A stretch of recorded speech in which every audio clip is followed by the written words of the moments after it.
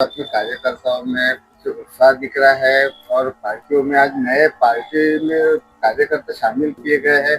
किस प्रकार के कार्यकर्ता और किस प्रकार की कार्यशैली रहेगी, क्या बताएंगे? आज बहुत ही खुशी का दिन है। आज गुरु नानक पर्व भी है। आज उस शुभ अवसर पर हमारे सोहेल भाई और उनकी सारी टीम, ये टीम आज उनके साथ में यहाँ पे पार्टी में राष्ट्रवादी कांग्रेस पार्टी शरद पवार ग्रुप में प्रवेश किया है। और हमें विश्वास है जो अलग अलग एरिया से उनके जो पदाधिकारी यहाँ पे आए हुए हैं वो बहुत ही अच्छा सामाजिक और राजनीतिक काम करते आए हुए हैं। इसका फायदा जरूर हमारे को राष्ट्रवादी कांग्रेस पार्टी को होगा। और आने वाले समय में महानगर पालिका हो या आने वाले सारे चुनाव हमारा सोहेल भाई के सारे टीम के साथ में हम लड़ेंगे।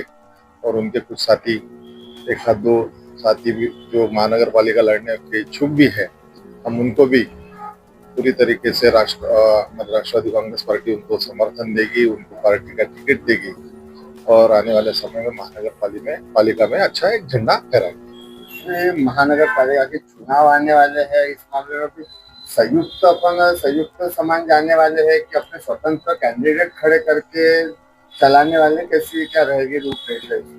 शरद चंद्र पवार साहब की ये पार्टी है।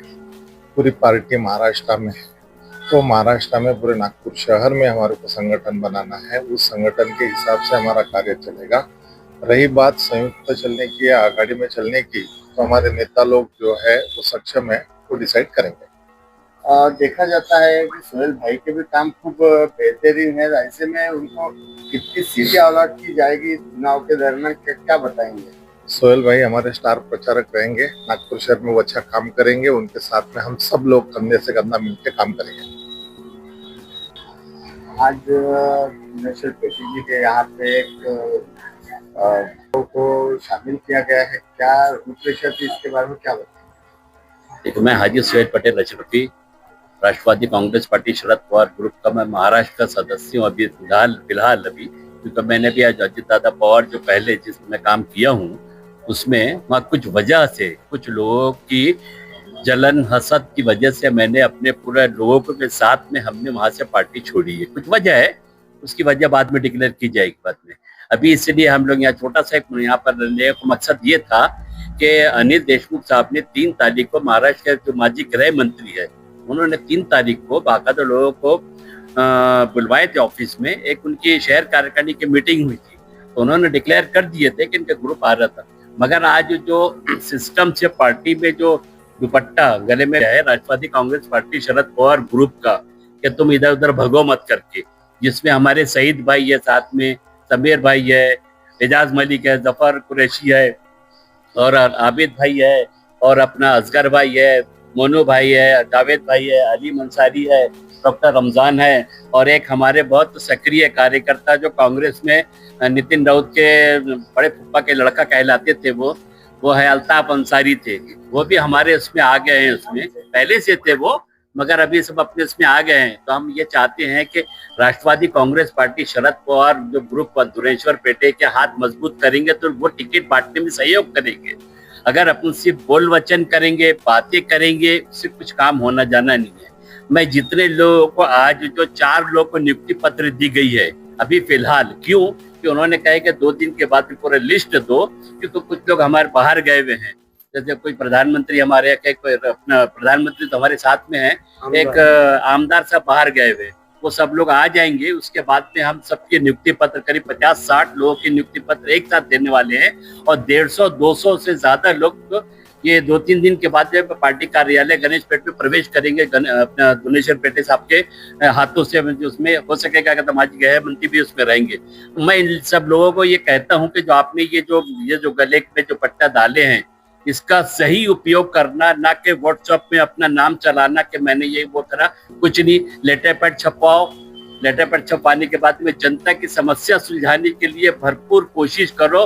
और राष्ट्रवादी कांग्रेस पार्टी शरद पवार जो 80% समाज काम करती है और 20% राजनीति का काम करती है, उसमें अपन है। वैसे मैं 1999 से पार्टी स्थापना से हूँ उसमें, मगर अलग नहीं हूँ, राष्ट्रवादी में हूँ मैं। बस एक अलग हो गई थी कि एक हाथ की घड़ी में आ गई थी, अब बॉलगट्स में आ गया हमें ये फर्क कितने हुआ, बाकी कुछ नहीं हुआ है।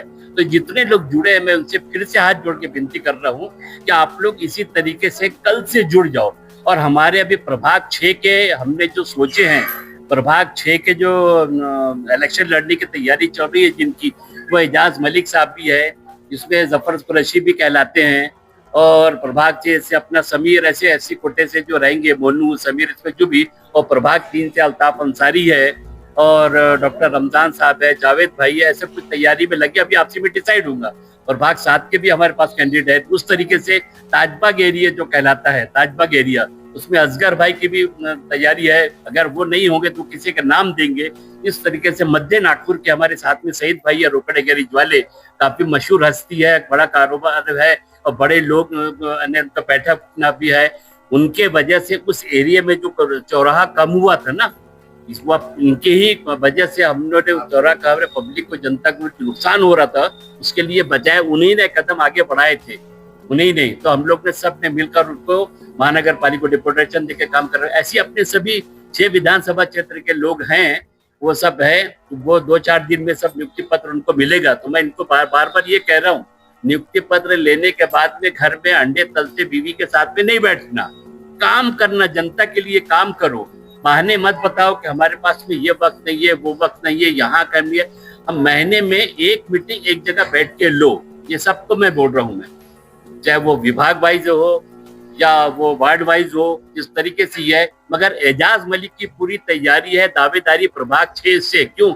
नागपुर शहर में सबसे बड़ा अगर आमदार कहलाते हैं, राष्ट्रपति एरिया कहलाता है, उपराष्ट्रपति एरिया कहलाता है, वह है प्रभाग 6।